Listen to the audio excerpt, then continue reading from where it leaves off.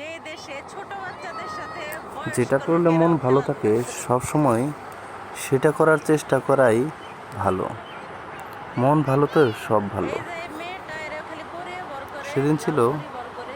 15 তারিখ, লাল পরিয়ে বর করলে খালি বালু দিয়ে মার্চ খেলা, এই মাসের পনেরো দেখেন। তারিখ মনটা খুব খারাপ ছিল।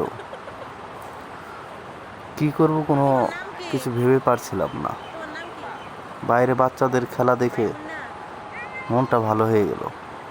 হঠাৎ করে ইচ্ছে করলো বাচ্চাদের সাথে আমিও বালুর ভিতরে খেলাধুলা করি। তাই হঠাৎ করে তাদের সাথে খেলাধুলা শুরু করে দিলাম। খেলাধুলা করতে করতে ভুলেই গেলাম যে আমার মনটা খুব খারাপ ছিল। কখন যে মন ভালো হয়ে গেছে সেটাও বুঝতে পারিনি। তাই আমি তাদের সাথে অনবরত খেলতেই ছিলাম। তারা খুব খুশি ছিল আমাকে পেয়ে।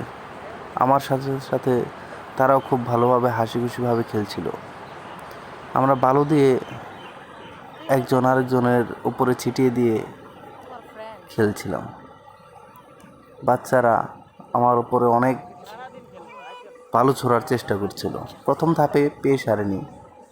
ভেবেছিলাম বালু শরীরে আসলে হয়তো খারাপ লাগবে, তাই তাদের উপরে শুয়ে পড়লাম। ভাবলাম তারাই খুশি থাক। হঠাৎ করেই মাথার উপরে বালু দিয়ে দিল। তারপরে অনবরত বালু ছোড়াছুড়ি শুরু করে দিল। আমার অবস্থা একদম শেষ। বালু দিয়ে একদম গোসল হয়ে গেছি। তারপর আর না পেরে আমিও তাদের বালু ছোড়াছুড়ি শুরু করলাম। আমি হেরে গেলাম।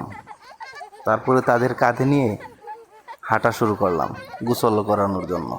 কিন্তু তারা এমনই খুশিতে মশগুল, তারা এখনই গোসল করবে না, আরও খেলবে।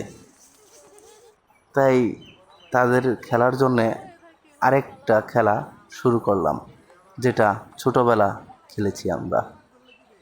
তাদের কলা গাছের খোলের উপর বসিয়ে টানাটানি শুরু করলাম। তাদের কলা গাছের খোলে বসিয়ে টানতে শুরু করলাম। সবাই মজা পেল। বাচ্চাদের খুশিটা একটু অন্যরকম।